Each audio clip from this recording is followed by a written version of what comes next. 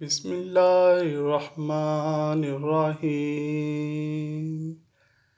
انسانی حیات کی ابتدا طہارت سے ہے اور انتہا بھی طہارت ہے۔ اس سے لا تعلقی زوال حیات ہے، اس کی پابندگی صحت ہے۔ طہارت سے غفلت شکل حیات ہے۔ یہی وجہ ہے کہ نگاہ نبوت میں طہارت وسیع المعنی لفظ ہے۔ اسی لیے رسول پاک صلی اللہ علیہ وآلہ وسلم نے طہارت کو نصف ایمان قرار دیا ہے، جیسا کہ ارشاد فرمایا، صفائی یعنی پاکیزگی نصف ایمان ہے۔ یاد رہے کہ ایمان کا تعلق انسان کے قول سے بھی ہے۔ انسان ایمان سے ہے اور ایمان انسان سے ہے۔ طہارت و پاکیزگی کو ایمان کا حصہ فرمایا ہے۔ یاد رہے کہ اللہ پاک نے طہارت کا ذکر قرآن پاک میں مختلف انداز میں فرمایا ہے۔ ایک جگہ ارشاد باری تعالیٰ ہے، بے شک اللہ تعالیٰ بہت توبہ کرنے والوں سے محبت کرتا ہے اور خوب پاکیزگی اختیار کرنے والوں سے محبت فرماتا ہے۔ ان ارشادات کا یہ مطلب نہیں کہ طہارت و پاکی کا تعلق صرف بدن اور کپڑوں سے ہے، بلکہ حقیقت میں طہارت کے 4 درجے ہیں۔ پہلا درجہ تو باطن کو شرک سے پاک کرنا ہے۔ اس سے مقصود یہ ہے کہ جب دل شرک سے پاک ہوگا تو تب ہی وہ اللہ تعالیٰ کے ساتھ منسلک ہوگا، اور یہی کلمہ طیبہ لا الہ الا اللہ کی حقیقت ہے۔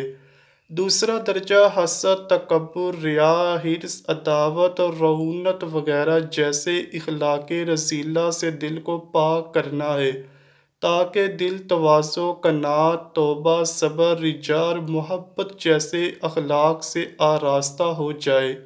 اور یہ متقی لوگوں کے ایمان کا درجہ ہے۔ ناپسندیدہ اخلاق سے دل کو پاک کرنا نصف ایمان ہے۔ تیسرا درجہ غیبت، جھوٹ، خیانت، نامحرمات کو دیکھنا اور اس قسم کے گناہوں سے اعضاء کو پاک رکھنا ہے، تاکہ یہ تمام اعضاء نیکی کے کاموں میں فرما برداری اور ادب سے آراستہ ہو جائیں۔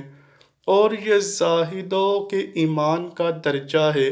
چوتھا درجہ کپڑے اور بدن کو نجاست سے پاک رکھنا ہے، تاکہ رکوع و سجود وغیرہ ارکان نماز سے آراستہ ہو جائیں۔ اور یہ عام مسلمانوں کی طہارت کا درجہ ہے، اس لیے کہ مسلمان اور کافر میں نماز ہی فرق کرنے والی چیز ہے۔ تو یہ طہارت میں نصف ایمان ہے۔ اس سے معلوم ہوا کہ ایمان کے 4 درجات پر پاکی نصف ایمان ہے۔ بدن اور کپڑے کی طہارت و پاکیزگی کی طرف تو سب لوگ متوجہ بھی ہوتے ہیں اور اس کے لیے کوشش بھی کرتے ہیں، حالانکہ یہ تو آخری درجے کی پاکی ہے۔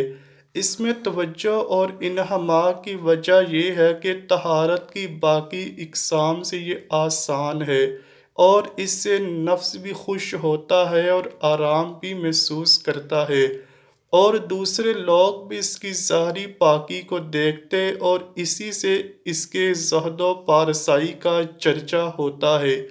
اس وجہ سے یہ لوگوں کو آسان معلوم ہوتی ہے۔ لیکن جہاں حسد، ریا، حب دنیا سے دل کو پاک کرنے اور گناہوں سے بدن کو صاف کرنے کا تعلق ہے، اس میں نفس کا کچھ حصہ نہیں، یعنی اس میں نفس کو لطف نہیں ملتا اور نہ ہی مخلوق کی نگاہ اس پر پڑتی ہے۔ اس کے علاوہ محدثین مفکرین کے مطابق ناپاک کپڑوں میں سونے کو درست فرمایا گیا ہے، یعنی بندہ ناپاک کپڑوں میں سو سکتا ہے۔ اس میں کراہت بیان کی گئی ہے، یعنی یہ ناپسندیدہ عمل ہے اور طہارت کے تقاضوں کے خلاف ہے۔ اس لیے چاہیے کہ ایسا کرنے سے اجتناب کیا جائے۔ اللہ پاک ہمیں دین کی صحیح سمجھ عطا فرمائے اور اس کے مطابق زندگی بسر کرنے کی توفیق عطا فرمائے۔ آمین یا رب العالمین۔ امید کرتا ہوں کہ آپ کو ویڈیو ضرور پسند آئی ہوگی۔ اگر ویڈیو پسند آئی ہے تو ویڈیو کو لائک کیجیے، شیئر کیجیے اور چینل کو لازمی سبسکرائب کیجیے۔ کمنٹ سیکشن میں اپنی رائے کا اظہار بھی ضرور کیجیے گا۔ ملتے ہیں اگلی ویڈیو میں، تب تک کے لیے اللہ حافظ۔